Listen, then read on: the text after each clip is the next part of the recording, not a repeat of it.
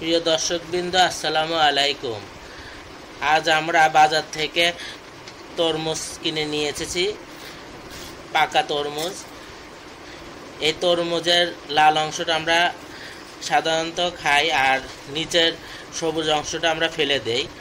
কিন্তু এটা দিয়ে আমরা একটা রেসিপি তৈরি করব, তরমুজের চোচা ভাজি বা খোসা ভাজি।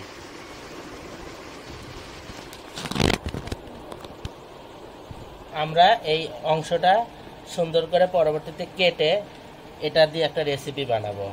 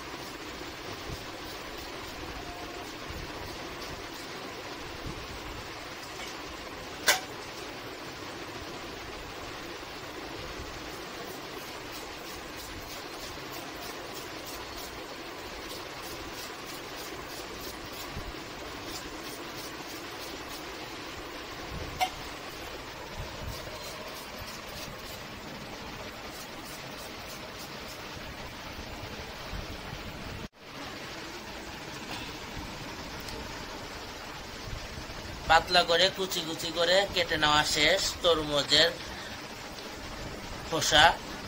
এবার আমরা রান্নায় চলে যাচ্ছি।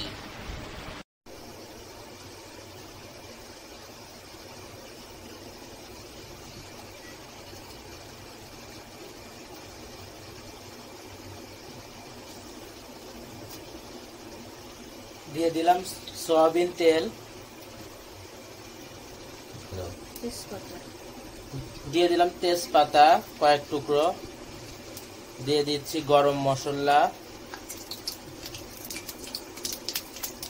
দিয়ে দিচ্ছি একটু শুকনা মরিচ,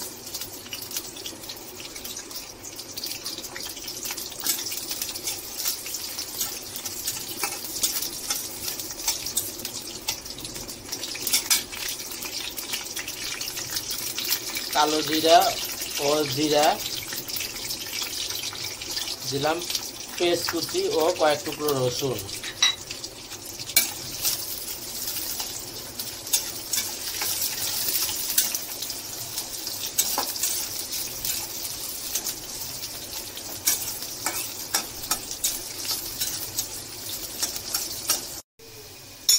এখন আমরা দিয়ে দিচ্ছি তরমুজের সেই কেটে রাখা খোসাগুলোকে।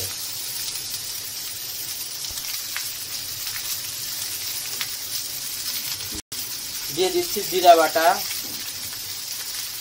রাঁধুনি বাটা,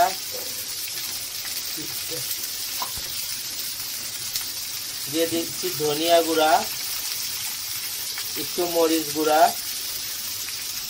ও হলুদের গুঁড়া,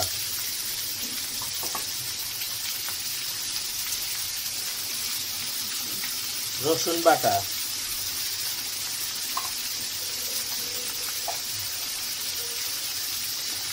এরপরে দিয়ে দিচ্ছি পরিমাণ মতো লবণ।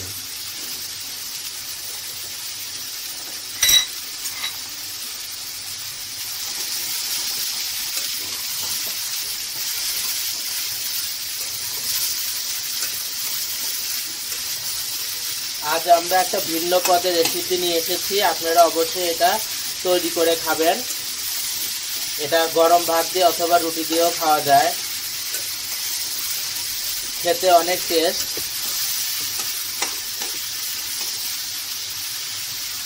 আমাদের চ্যানেলকে সাবস্ক্রাইব করুন, লাইক ও কমেন্টস করুন।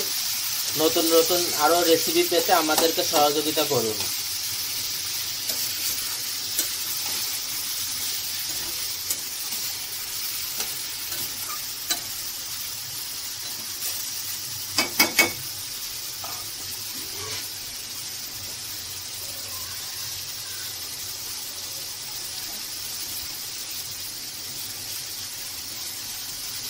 দিয়ে দিচ্ছি খুব অল্প পরিমাণে একটু পানি,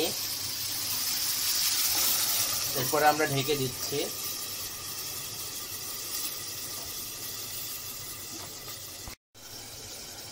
দশ মিনিট পরে আমরা ফিরে আসলাম, দেখি এখন আমাদের ভাজিটার কি অবস্থা।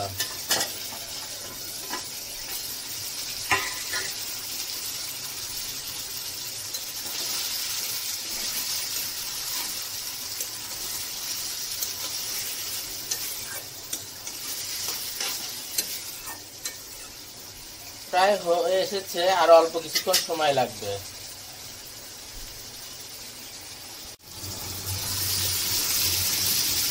আমাদের ভাজিটা হয়ে গেছে, আমরা এবার এটাকে নামিয়ে ফেলবো।